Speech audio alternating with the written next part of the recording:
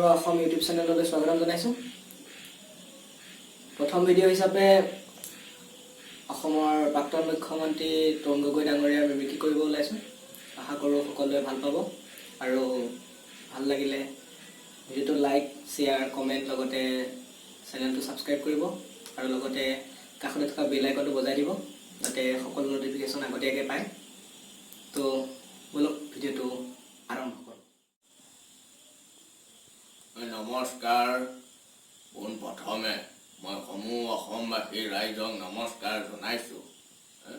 আমাৰ চৰকাৰখনত কি হোৱা ৰিক্সাই হওক, ঠেলাই হওক, খোৱাই হওক, বোৱাই হওক, ধুতিয়েই হওক, লুঙিয়েই হওক, কি ভাল আমাৰ চৰকাৰৰ দিনত ঘনে ঘনে কাৰেণ্টটোহে গৈছিল। কালন্তৰ চৰকাৰৰ নিচিনাটো 8-9 দিনলৈ ইণ্টাৰনেট সেৱা বন্ধ হোৱা নাছিল, হয়নে নহয়? মিছা ক'লে কি ডাল হ'ব, হয়নে নহয়? বাদ দিয়াহে হস্পিটালৰ পৰা উঠি আহিছোঁ যেতিয়া হস্পিটালৰ অলপ বিৱৰণকে দিওঁ, হয়নে নহয়? মইতো হস্পিটালত থাকোঁতে মই ভয়ে খাই গৈছিলোঁ, বুজিছা।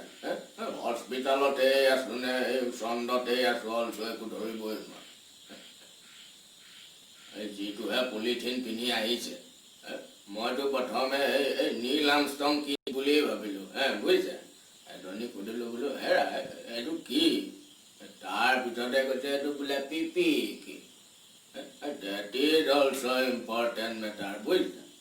কিন্তু এই বাহিৰত যিবোৰ ববো বাবা চলি আছে এই খোৱা বোৱাক লৈ অলছ' মিছা ক'লে কি ডাল হ'ব। মইতো কোনো অসুবিধা পোৱা নাই, বুজিছে।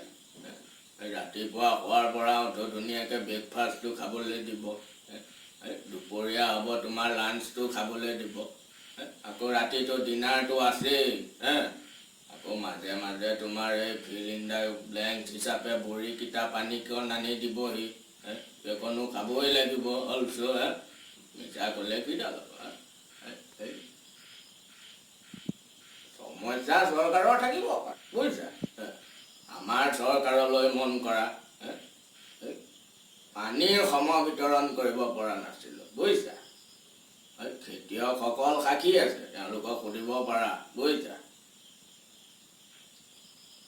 ক'ৰবাত যদি তোমাৰ আঁঠুৰ তলত পানী দিছোঁ, ক'ৰবাত ডিঙিৰ ওপৰত দিছোঁ, কাৰোবাৰ ঘৰৰ ছালৰ ওপৰেদি বৈ গৈছে, মিছা ক'লে কি ডাল হ'ব।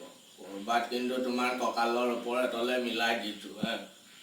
অসমখন অলছো ডাঙৰ দিয়াচোন, সকলোতেতো মিলাব নোৱাৰি ন। এখনেই দুখন হাতেনো অলপ অসুবিধা হয়, বুজিছা। That is also' important matter also', মিছা ক'লে কি ডাল হ'ব। বাৰু আজি ইমানেই কৈছোঁ, নেক্সট ভিডিঅ'ত লগ পাম, বুজিছা। নমস্কাৰ।